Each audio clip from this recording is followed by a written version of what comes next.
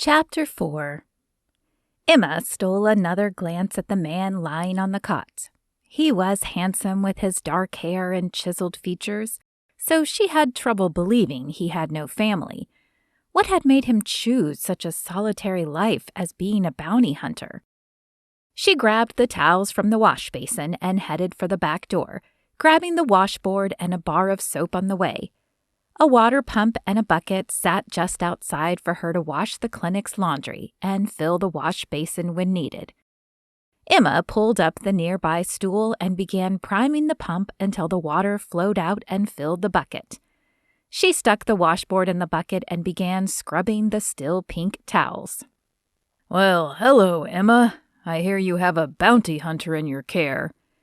Emma sighed at Carl's voice. They had grown up together and courted for a time, until Joseph had come into her life.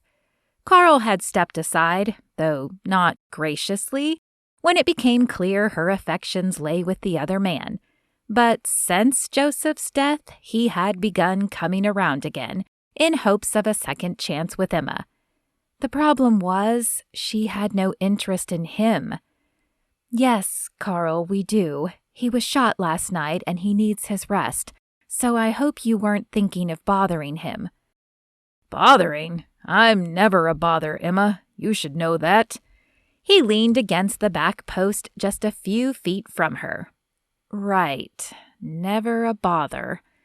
What can I do for you, Carl?" Emma asked, using the soap to take her aggravation for Carl out on the towels. "I wanted to see if you would like to come riding with me tomorrow." "Oh, I don't think I can, Carl. I've got this patient, and I promised Pa I'd help him out." "It would just be for a few hours, Emma. Surely Doc Moore can handle the clinic for a few hours." "He probably could," her father's voice interrupted the conversation, and Emma glanced gratefully at him. "But I've been called to Opdyke West tomorrow for a few days, so Emma will have to take care of our guest on her own. I'm afraid riding will have to wait." "Understood, sir." Carl had the decency to answer and nod politely before walking away. "Thank you, Pa," Emma said, as she pulled the towel out of the bucket. It wasn't as white as it had once been, but she felt sure it was as clean as it was going to get. She stood and placed it over the railing to begin drying, before grabbing another towel. "You're welcome," her father said, "but I was stating the truth. I'm going to check on our guest and make sure he can be moved. It would make me feel better for you to watch him at the homestead than to stay at the clinic overnight. I know Samuel is old enough, but I always feel better with you at home to watch out for the little ones." "Do you think he can be moved?" Emma asked, concern coloring her voice. "He could barely speak to me earlier." "He's stiff and sore, but I think if we get some men to help us load him in a wagon and unload him at the house that he'll be fine. However, I'm going to perform an examination to be sure." Emma nodded as her father went back in the clinic. The stranger was going to be in their home for the foreseeable future. She wasn't sure how she felt about that, but it did make sense if her father was going to be gone. This way, she could monitor the stranger and help out her siblings at home. Thankfully, the stranger was in no condition to take advantage of them, and having Samuel there would help dispel any notion of inappropriateness. She finished washing the other towels, and then brought them and the washboard inside. In one of the back rooms, a line of string had been strung across the room to serve as a clothesline. Emma draped the towels over the line before continuing to the main room. "Ah, Emma, just in time," her father said. "I've examined Mr. Cook here, and while he still has a long road of healing, I do believe he is able to travel. I'm going to find a few able-bodied men in a wagon, and I shall return." "I hear you're to be my private nurse," Mr. Cook said in a hoarse whisper after her father left. Emma felt a heat sprout up her neck. "I will be your primary caretaker, but I assure you there will be nothing private about it. My father is bringing you to our homestead, and I have 4 younger brothers and sisters, ranging in age from 6 to 20. The man blanched slightly before asking, I don't suppose I have much choice, do I?" With a smile, Emma shook her head. "I'm afraid not. My father is quite stubborn once he's made up his mind, and since he has been called to another town for a few days, he feels this is the most prudent course of action.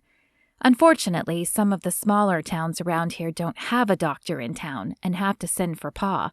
You're lucky you didn't get shot in one of those towns." "I suppose you're right," he said with a slight smile. "But won't your husband mind you being away from him for so long?" "My husband is deceased," Emma said softly. "Oh, I'm sorry," he mumbled. "Thank you. Well, you appear to be feeling a little better after your rest," Emma added, changing the conversation's direction. "I'm a fast healer," Mr. Cook said, "though I'd be lying if I said I wasn't feeling any pain. My neck still feels as if it's on fire, and my throat is parched." "I could get you some water if you'd like," Emma offered.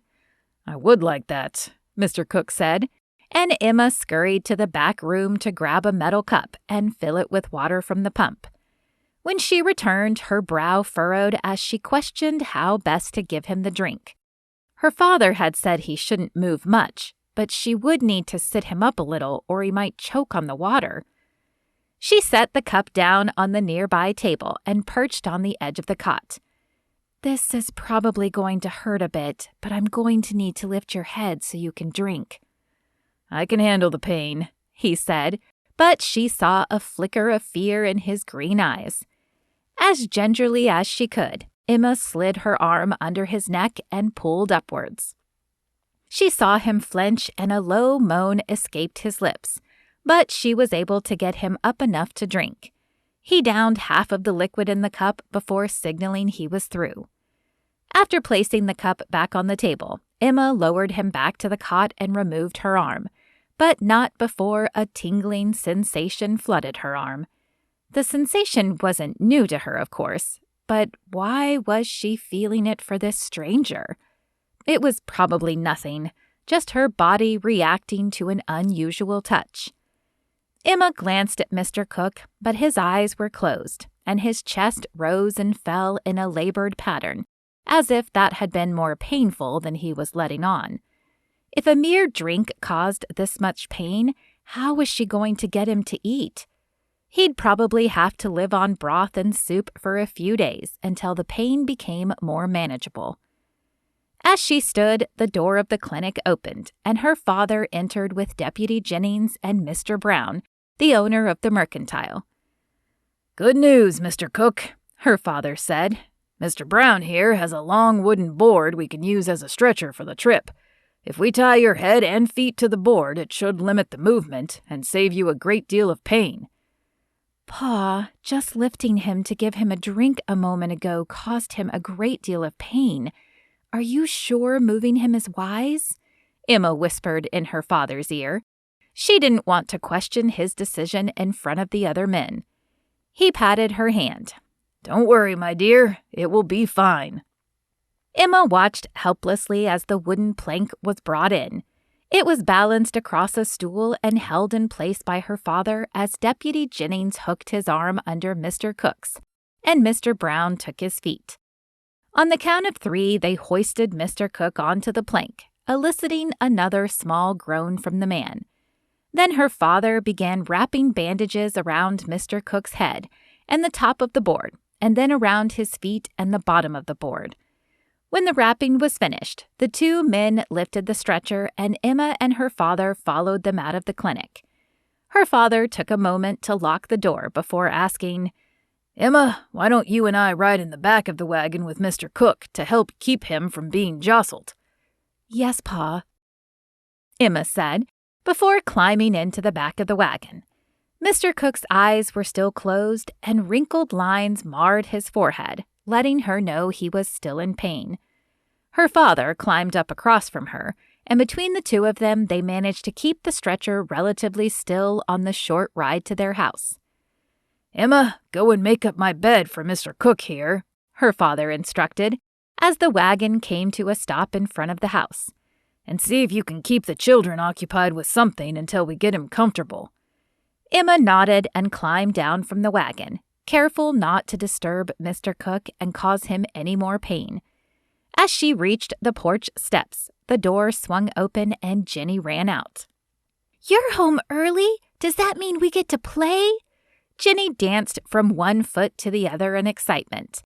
"Maybe in a bit. I need to get Father's bed made for a guest who will be staying with us," Emma said, patting her sister on the head before stepping by her. "Who's our guest?" Ginny asked, pulling on Emma's skirt as she followed her into the house. "His name is Mr. Cook. He is a bounty hunter who was shot and needs us to look after him for a few days." "He was shot?" Benjamin asked with interest, looking up from the kitchen table where he was studying. "Yes, but you are not going to bother him," Emma admonished. "He is going to need his rest." "Ah, shucks." Benjamin grumbled under his breath, but he dropped his eyes back to his paper. Emma pushed open the door to her father's room. He was rarely home except to sleep, so there was very little out of place. She quickly smoothed the sheets and plumped the pillow before turning back to the door where she ran right into Ginny, who had been watching her every move. "Is he handsome?" the young girl asked. "What?" Emma asked as she stepped around the girl again. "The guest, is he handsome?" Ginny pressed again. "I suppose," Emma said. She had noticed his chiseled features and his intriguing green eyes, but she had been more concerned with caring for him than noticing if he was handsome. "Would you marry him?" Ginny asked in a sing-song voice, stopping Emma in her tracks. She whirled on the girl, her hair flying out behind her. "There will be no talk of marriage. He is a guest in our house to get better, not to get fixed up with someone." Emma felt a smidgen of guilt over her words when Jenny's face dropped. "I'm sorry, Jenny. Why don't you see if Benjamin needs any help with his studying?" The little girl's lip protruded in a small pout, but she did as she was asked. With a sigh, Emma resumed her task of returning to the wagon waiting outside. "Okay, Pa, your bed is ready." The men moved into action. Her father climbed down from the back, and Deputy Jennings and Mr. Brown hopped down from the front. They inched the stretcher out until they were able to each take an end. With her father holding the middle to keep it as still as possible, the men walked with a steady gait into the house and to her father's room. Emma noticed that Mr. Cook's eyes remained closed, though she wasn't sure if it was by choice or if he had simply passed out again. The men placed the stretcher on the side of the bed, and then, as before, lifted Mr. Cook by the armpits and the feet to place him on the bed. As no groan accompanied this move, Emma assumed he had lost consciousness. She grabbed a nearby blanket and pulled it over him before following the men out of the room and shutting the door behind her.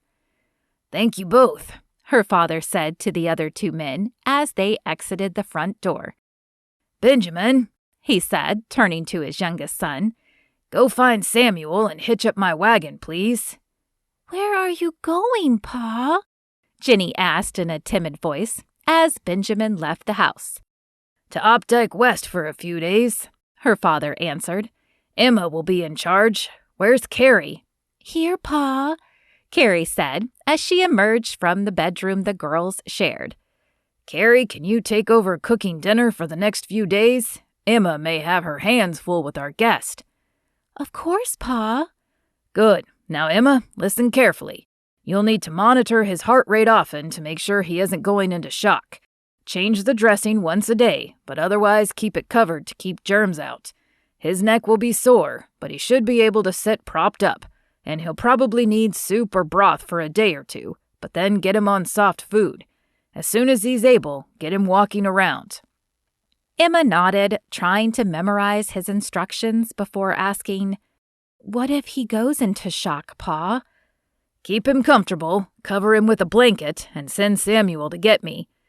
Emma nodded as the door opened, and Samuel and Benjamin stepped inside. "The wagon's ready, Pa," Samuel said. "Good. Help out your sisters while I'm gone, and keep an eye on the stranger.